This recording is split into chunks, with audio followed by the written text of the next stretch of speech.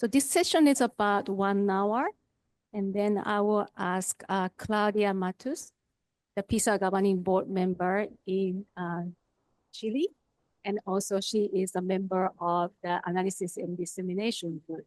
So Claudia, please moderate this session. Thank you. Sorry, you are very welcome. This session presents examples on how PISA evidence has contributed to curriculum reviews and reforms.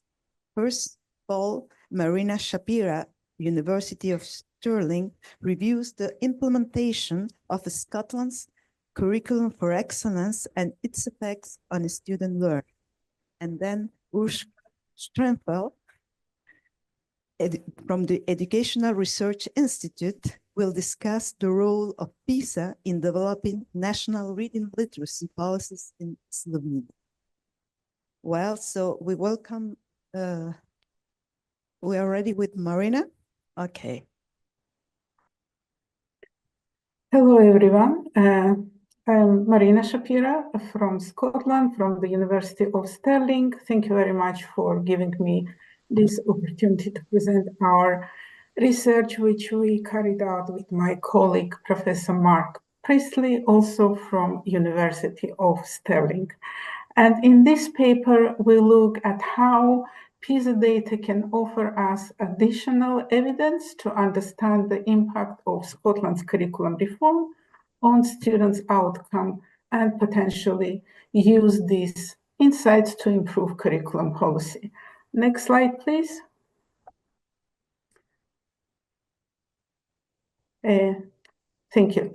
So some background. The Curriculum for Excellence was introduced in 2011. It is a comprehensive competence-based curriculum that covers education for ages 5 to 18 and aims to provide education that is flexible, holistic, and centered on students, equipping them with skills and knowledges that prepare them to life in 21st century. However, research quite early on uncovered some unintended consequences, especially a narrowing of subject choices in the beginning of senior phase of secondary education. Under the new curriculum, students at age 15 choose and study less subjects for national qualifications than before. The students want to typically choose 8 subjects for national 5 qualifications. These are first qualifications the students have to sit exams for. The number now dropped on average to around 5. However, there is a very convincing evidence that those who study more subjects at this stage, they also tend to achieve higher qualifications, not just at age 16, but also later. And they also tend to have positive post-school transitions. What is particularly worrying is that the curriculum narrowing has a social gradient. Schools in disadvantaged areas saw the largest reduction in subject choice. If the schools that are located in affluent areas, students as a rule still study between 7 and 8 subjects. In schools in disadvantaged areas, students often study something between 3 and 4 subjects for national 5 qualifications, which is potentially showing the widening social and educational gaps. And if Curriculum for Excellence indeed wants to reach its goals, this narrowing and particularly disproportionate impact of the narrowing in disadvantaged schools must to be addressed. Next slide, please.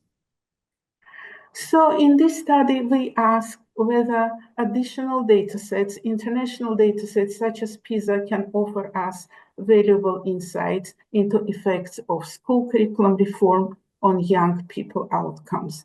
Our focus is on understanding the relationship between the breadth of the secondary curriculum and how students perform. Specifically, we're looking at how the number of subjects that 15, 16 years old students choose and study are linked to their competencies in such key areas as mathematics, language science, and also to global competencies, and the measures are of global competencies as well as measures of other competencies are available from the 2018 PISA study. Next slide, please. National data, why use national and international data? Why combine them? The problem is that national data in Scotland in particular is focused on attainment in national qualifications only. And while useful, this attainment on national qualifications does not provide a whole picture. Second, national attainment data is being influenced by curriculum policies. Our studies show that performativity culture in Scottish education and focus on improving attainment statistics is often a driving force behind the curriculum narrowing. Schools are under pressure to increase attainment, and since under the new curriculum, schools have more autonomy over curriculum, they are offering limited number of subjects to students to boost their attainment statistics, which is not prioritizing interest of students and which is not very educational. And this is why outcome measures obtained from international data are useful. They are free from the impact of national policies. Next slide. And this is where PISA comes in. It offers more holistic measures of outcomes by looking at how students apply knowledge in real-life situations, and also includes global competencies, which are very useful for us. So merging the national and international data allows us to capture the national curriculum context, but also combine it with richer measures of students' outcomes. Next slide. So, excuse me, some key definitions. So by curriculum breadth, we mean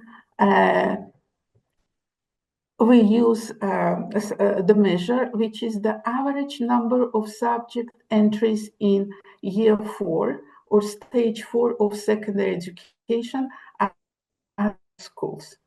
So it basically shows, we don't know how many subjects individual student studies, but it potentially shows the exposure of student to how many subjects they potentially can choose and study.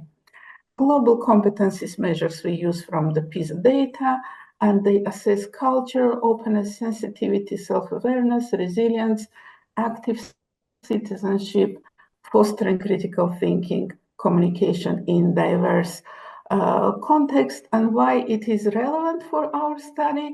Because the language of global competencies is not very different from the language of 4 capacities around which the curriculum of excellence is built. And these 4 capacities aim to develop successful learners, confident individuals, responsible citizens, and effective contributors who are prepared to live in a complex and interconnected world. Next slide. So our study methodology, we linked 2018 PISA dataset to Scottish Government Administrative Education data using schools ID. PISA dataset was used to obtain information about students, their families, and also test scores in math, English, science, and measures of global competencies. Administrative education data was used to obtain information about characteristics of schools where students study, including the number of enrollment and achievement in national qualifications at different levels, although in this study we are particularly interested in the number of enrollment in national 5-level qualifications in year 4. The sample size for Scotland was just under 2,000, with students evenly split between S4 and S5 years group which means that they were both 15 and 16 years old, almost in equal number in this sample. Next slide. Next slide.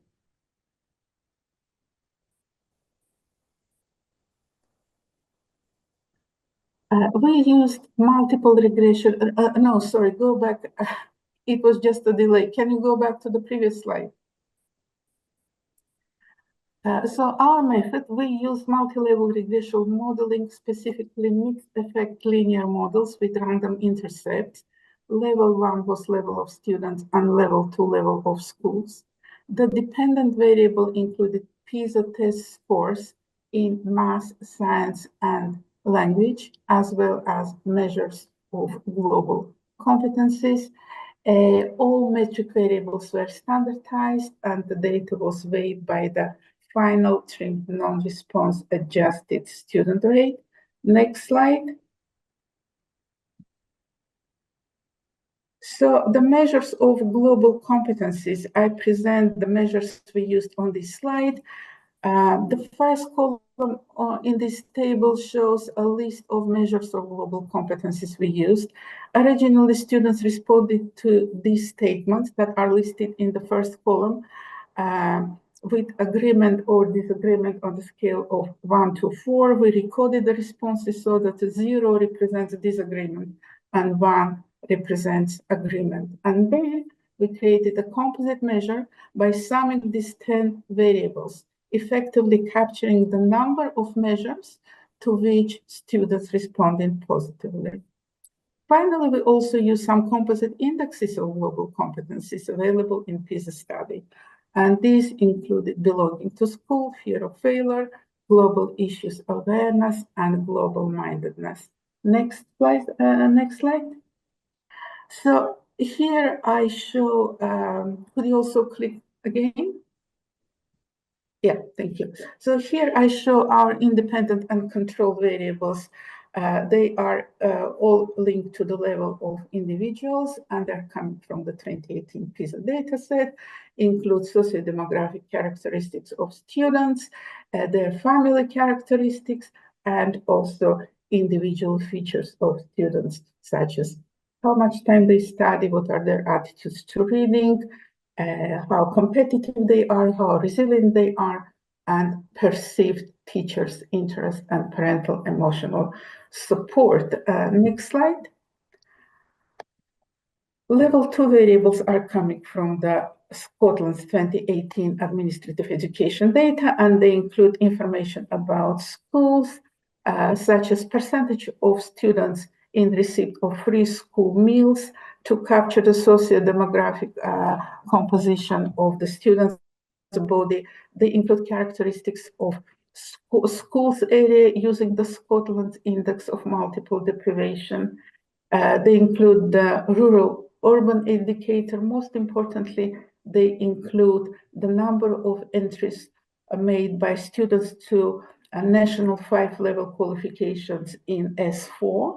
And we use this variable to estimate the average number of subjects entered in S4 for national 5-level qualification by dividing it by the number of students in S4. So this is the main variable of our interest, which stands for the breadth of the school curriculum. Next slide, please. Okay, findings. I'm presenting findings in 2 parts, and I'm starting with presenting regression models that show the relationship between mathematics, science, and reading competencies and the breadth of secondary school curriculum. Next slide. So here you can see the statistically significant coefficients, both on the level of schools and the level of individuals. The dependent variable is PISA language test score. And you can see that after controlling for a pretty wide range of individual characteristics and characteristics of schools where young people study, the effect regression coefficient of average number of subjects entered for national 5 qualifications in S4 or the breadth of the curriculum in S4 has a statistically significant and positive effect on the PISA language test score. Next slide, please. We obtained very similar findings in relation to science test score, again, after controlling for individual and school level characteristics, the relationship between the breadth of secondary curriculum and the PISA science test score is statistically significant and positive. Next slide, please. And similarly, for PISA mathematics test score, after controlling for students and schools' characteristics, the relationship between breadth of secondary curriculum and the mathematics test score is statistically significant and positive. Next slide. So to sum up these results, students who attend schools with a broader S4 curriculum score better on PISA language, science, and mathematics tests. Positive relationship between the breadth of S4 curriculum and PISA test scores remain statistically significant after controlling for characteristics of individuals, their families, and school characteristics. And importantly, attending schools in areas with higher level of multiple deprivation is negatively associated with attainment on all three tests after controlling both for individual and school characteristics. Next slide. So now I am moving to presenting findings about the relationship between the breadth of the curriculum and global competencies. Next slide.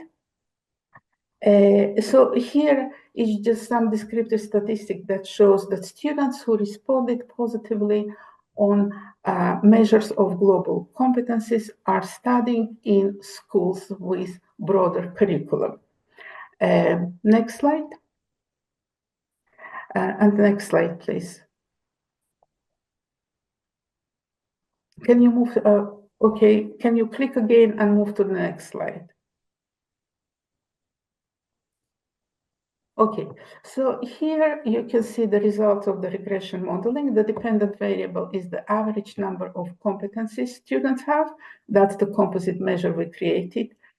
And here you can see that after controlling for the school, individual and school characteristics and family characteristics, the average number of competencies students have is positively and statistically significantly linked to the breadth of the secondary curriculum.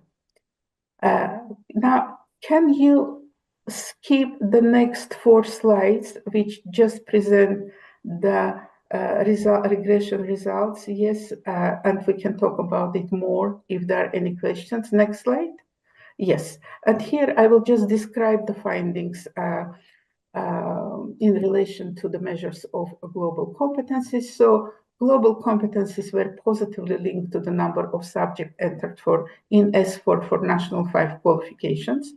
And multi-level and multivariate analysis confirmed these associations, even after controlling for students' age, gender, family, educational culture, resources, and school characteristics. In particular, PISA indexes of global awareness, global mindedness, sense of belonging to school are positively linked with the breadth of the secondary curriculum, while broader curriculum is negatively associated with a fear of failure. Interesting finding that unlike math, science, and reading scores, school characteristics did not significantly impact the global competencies after accounting for individual characteristics and characteristics of the school curriculum. Next slide, please. So, conclusions.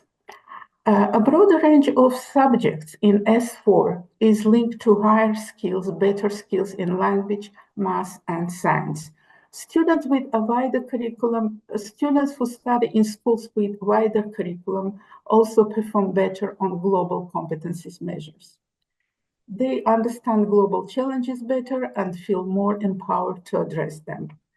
Broader curriculum seems to foster a stronger sense of belonging, openness to diverse cultures, while reducing a fear of failure. Overall, these findings indicate that the breadth of secondary curriculum is positively linked to a diverse set of students' outcomes and calls to address the problem of curriculum narrowing and the focus on attainment rather than on providing a well-rounded education. So these findings support emphasis on the importance of offering a wider secondary curriculum to prepare students both for academic success and active participation in the global world. These findings also call for policies that support diverse educational experiences, particularly for disadvantaged students. Thank you very much.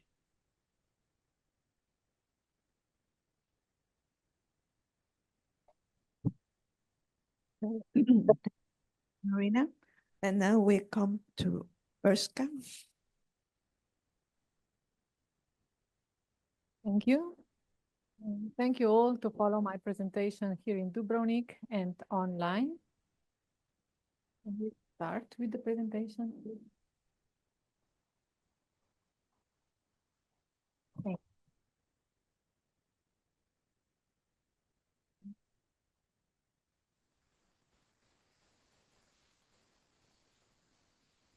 Thank you.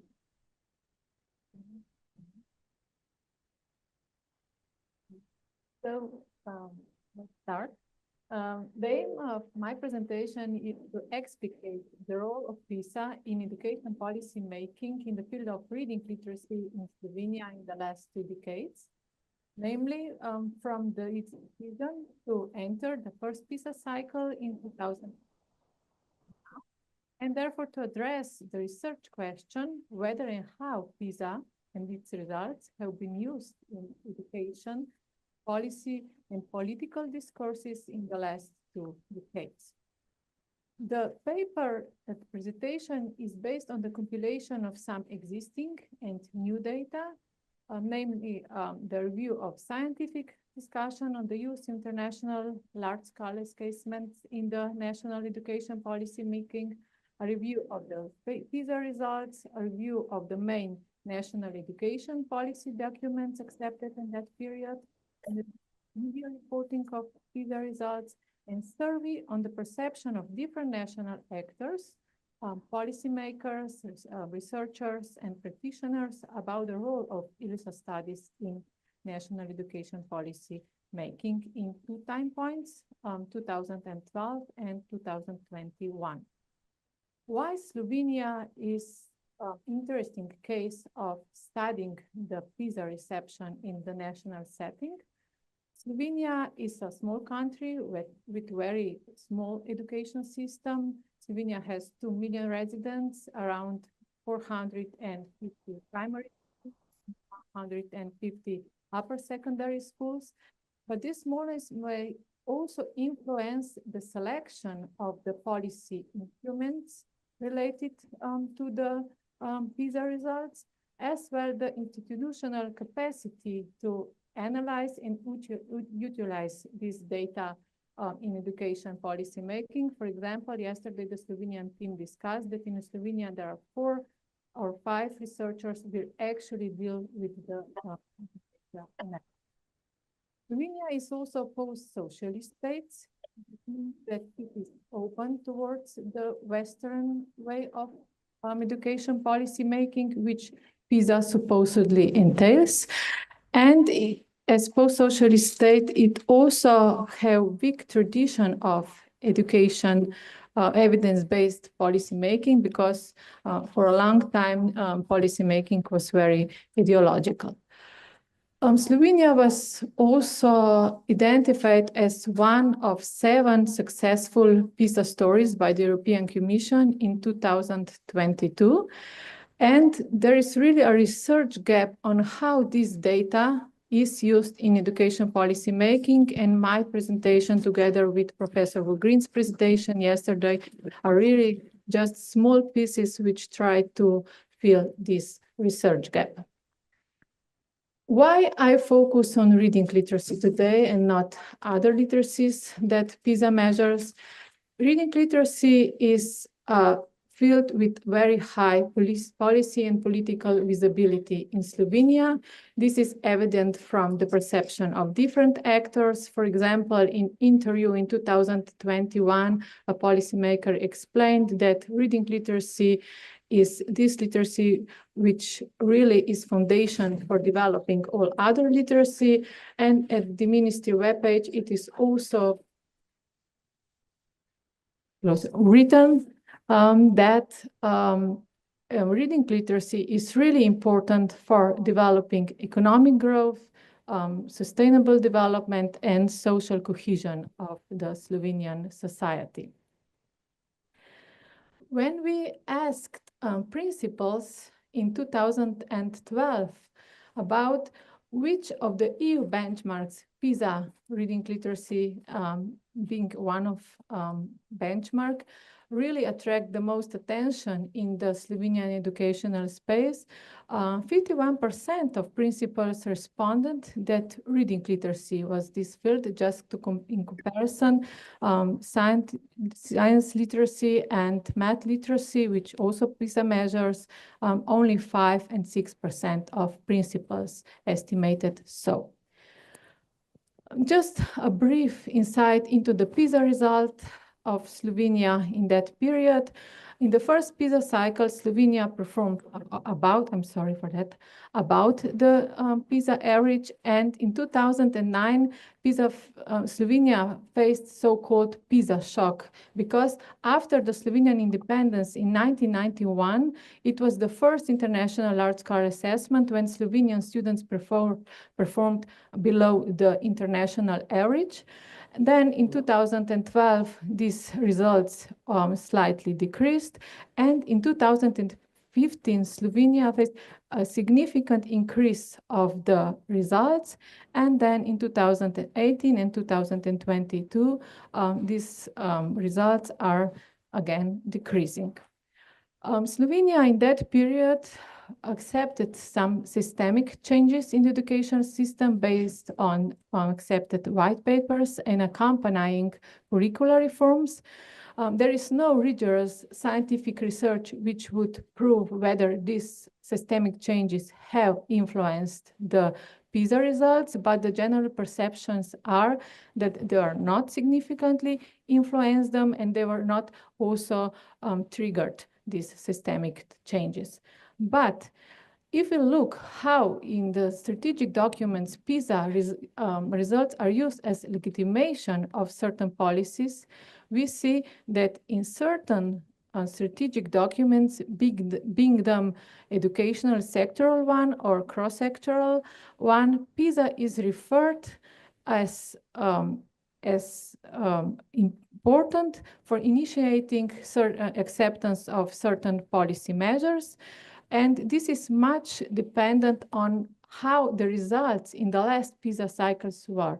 For example, if they were good, so in the policy documents, we found statements like we should maintain the policy measures and so on. Whether they are bad, there are statements that we should accept new policy measures.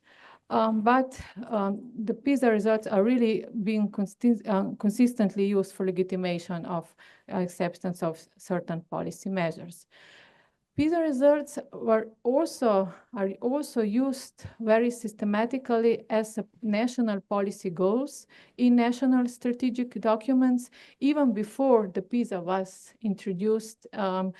In white paper in 1996, for example, it was written that knowledge standard of Slovenian students should be international comparable.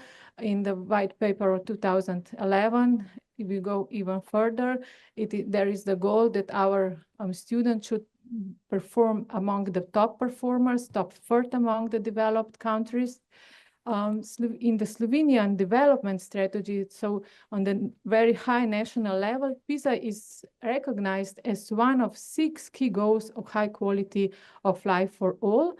And here the goal is to maintain the ranking in top quartile of EU countries, and we here we quick can come to this effect mentioned yesterday. Thanks God that others are also, results are also declining, because we are very much relating to the results of the other countries. And also in the National Strategy for Reading Literacy Development, here we see that attention is not only on the general PISA results, but also of how many percentage of students should achieve the basic level of reading literacy and the highest level of reading literacy. So we see that really in national strategic documents, PISA is referred as national policy goal. How these goals are aligned between these documents is open question. If we then look, if we said that there were no systemic really changes responding to the PISA results, but we can say that a lot of projects, especially after this PISA shock in 2009, are going on or were going on in Slovenia. And in a lot of such projects, also schools were actually included in order to reflect their existing practices and developing one on basis of the sharing good practices. And such amount of projects invoked even the Court of Justice to make a review whether the spending of money in this project were justified, also looking to the PISA results. And the main recommendations are that Slovenia should adopt more integrated cross-sectoral approach towards improving the reading literacy, and also better transfer of expert finding and best practices into policies. In addition to this project, which were much targeted to the improving student literacy, there are also a lot of initiatives on the national level which are more targeted towards improving the reading culture in the country. So some of these are more short term, some longer ones, some were initiated a long time ago, some are new, but there are really a lot of endeavors to enhance this reading culture in the country. In addition to project, there's also a lot of events, not just after the 2009, but continuously, which try to address scientifically, professionally, the reading literacy in Slovenia. And even it is maybe hard to understand, but in the Slovenia, there are discussions whether 14 regional discussions and workshops with practitioners, which was attended by the 1,540 participants, in which experts were actually discussing and providing recommendations to teachers how they could improve their teaching strategies, whether these 14 workshops can actually have some impact on improving of the PISA results in 2015. If you look at the media responses, they are really much dependent on the results, whether they are above or below average. So this is some spectacular reporting.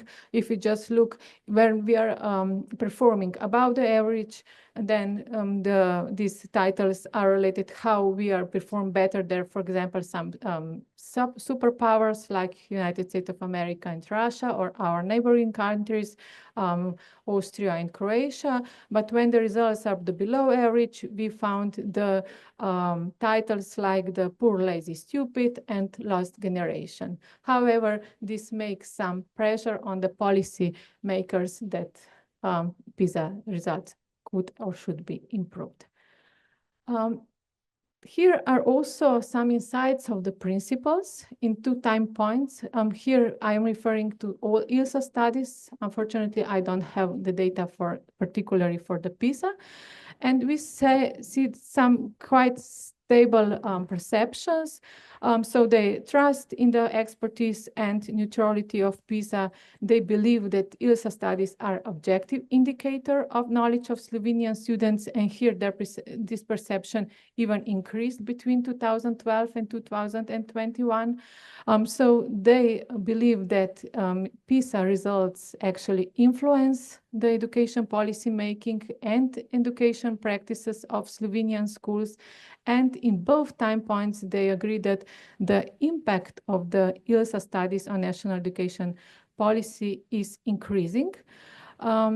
What is also significant is that, for example, in 2012, more than 80% of Slovenian principals believe that PISA results are used for politically motivated changes, but this proportion in 2021 decreased to around 70%, which is still a lot. Conclusions. So Slovenia was identified as one of the successful PISA stories by the European Commission, especially because of this increase of result between 2009 and 2015. But the long-term research revealed that not systemic changes, but more soft policy measures contributed to these results. But the question is whether this could improve the PISA results on the long run, and of course also whether these soft policy measures are applicable to, for example, larger educational system. So instead of some classic purist model, the interactive model of knowledge utilization in the policy process is evident in Slovenia. And in Slovenia, these PISA results are still more used for the evaluation of the education system. So how do we perform, but not so much as the input for developing education policy. But here endeavors are at the ministry side with establishing the coordination and analytical center for quality assurance and establishing the framework for identifying and ensuring quality in the field of education, which will try to put the PISA along with other national research data also in developing education system. I will conclude with the thought that more systemic scientific research is needed to examine the PISA role in national education policy making and to avoid also national methodological nationalism. I would suggest that also some international research is done, and in my opinion, maybe adding questions to next PISA cycles on the, let's say, principles questionnaires would be also a way forward. Thank you very much for your attention. Well, thank you very much, Urshka. Now we open to the questions for the first presentation and the second presentation. There is some question by the audience. Yes, please. Hello, Jelte from Denmark. Thank you for some very interesting presentations. I could ask many questions, but I'll start with this one. To Marina, it works? Yes. As I understood it, you mainly looked at curriculum in Scotland through seeing how many subjects students were studying. Does your research also have some insights into the relationship between PISA and more sort of like the content of the curriculum, not just how many subjects students study, but what goes into the study? For instance, I think that Scotland has had a lot of debates on whether a curriculum should be knowledge-based or skills/competence-based. Is that something that your research have looked at? Thank you. Thank you. No, so we only looked in this particular study, we only looked at the relationship between the... Yes, Marina, we are Yes. not hearing you well. Can you hear me now? A bit more, please, because it's too loud. Is Yeah, this better now? Yes. Okay, so we only at this stage, so we're continuing with this research, and at this stage, we only looked at the number of subjects because the narrowing of the curriculum, it's really a very big issue in Scotland. As I mentioned, it was quite a considerable reduction in the breadth of the secondary curriculum, and particularly students in disadvantaged areas were affected by that. It is also possible to look at the configuration of subjects students study at school at different stages and link it to PISA data. And actually, this is something that we were thinking about doing. So hopefully, quite soon, we will also have additional insights about what specifically students study. Again, with the data set I have, we can look at it only at the school level rather than knowing specifically if we want to link this data to the PISA data. I don't have this opportunity to link specifically to every student who participated in the PISA study, what exactly he studied, but we can use some measures again at the level of schools, and that indeed would be very interesting inquiry. So thank you very much for this question. Okay, thank you. Another question for the audience?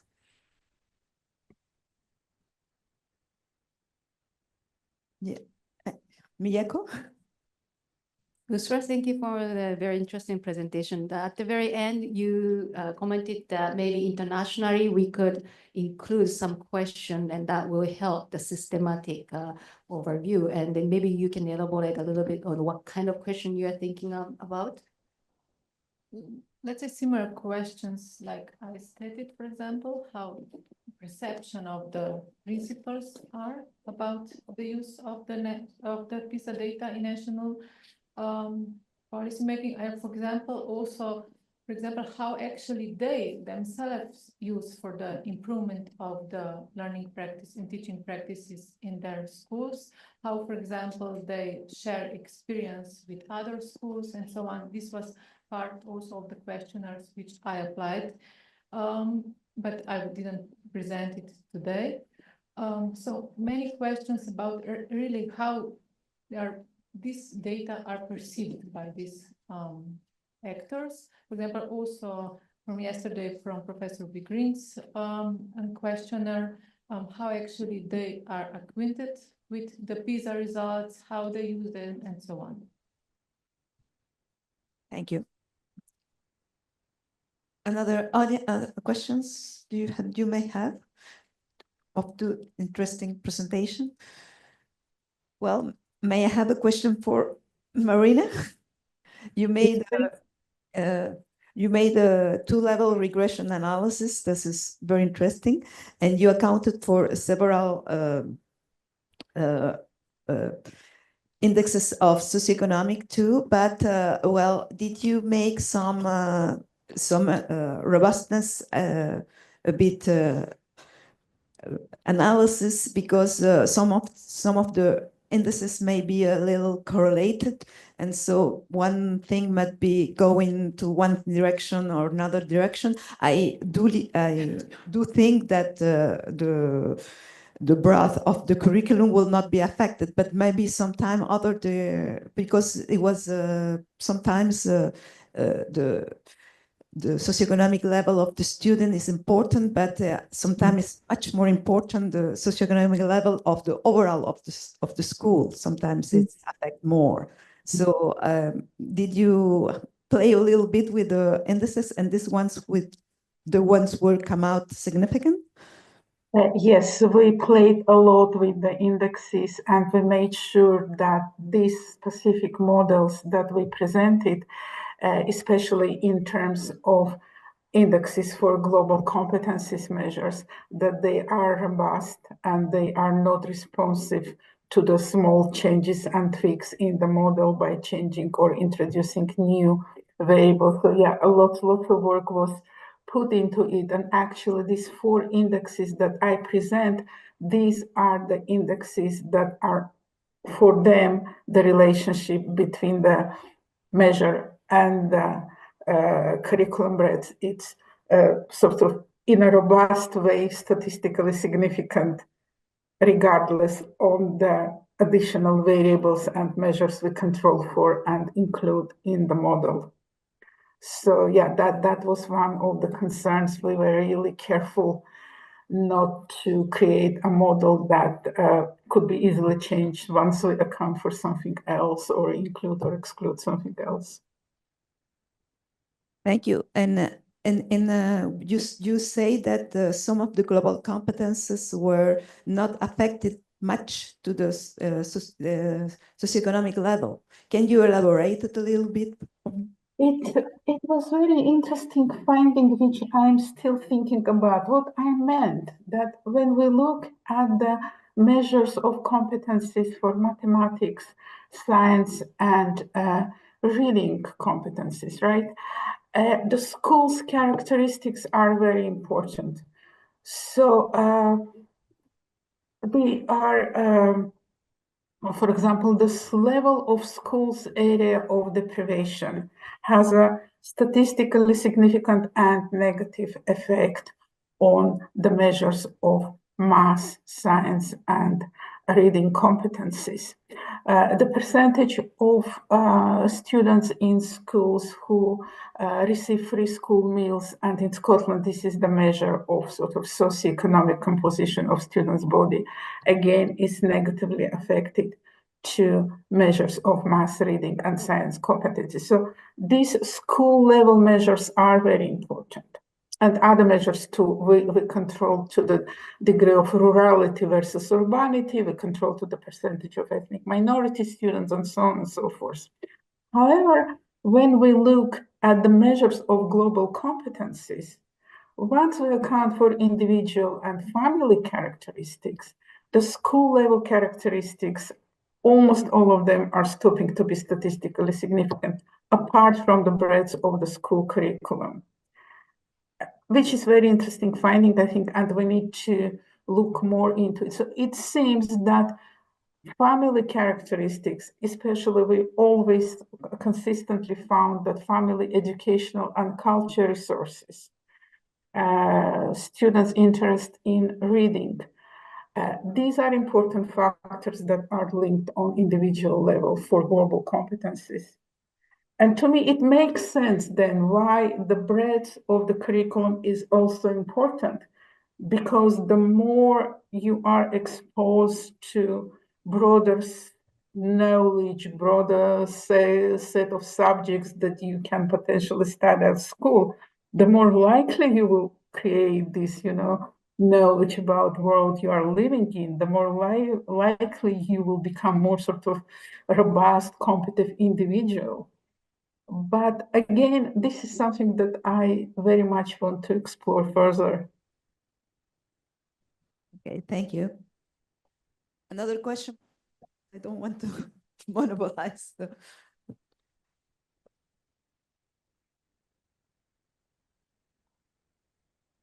So a question to Urska. If I understood correctly, you concluded that the main way PISA has been used in the policy discourse on reading literacy has been as an, let's say, external evaluation, telling us about the outcomes and then showing a motivation for why we need to do better. But has it also, do you have voices in your policy discourse saying, well, we should also be inspired by PISA frameworks or PISA items as to how we define reading literature and how we teach literacy? Has that also something that's shows up in your discourse? Thank you. Thank you.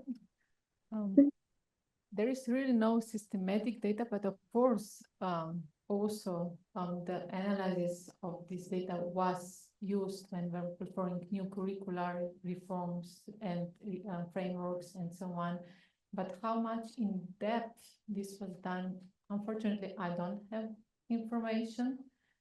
But it is, but how, to what extent, I don't know.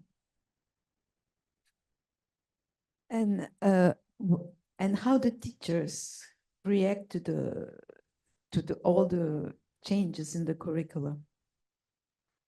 Because all the policy that mentioned PISA, but as you said, the mention was positive when it was going up, negative when it's going down, but so they have a voice or something like that in this dialogue.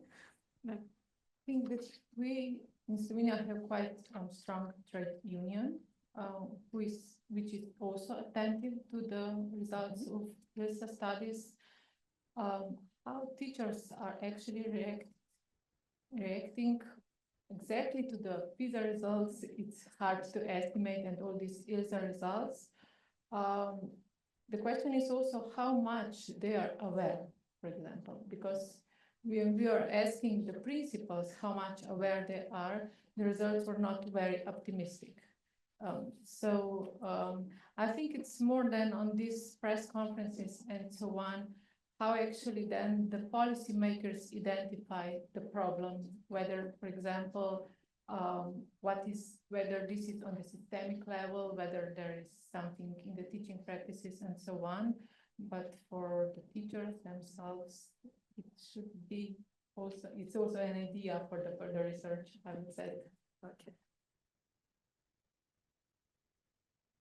Are there some question online? No? Okay. Okay, so if there is no question from the audience, okay, so well, thank you for coming to here.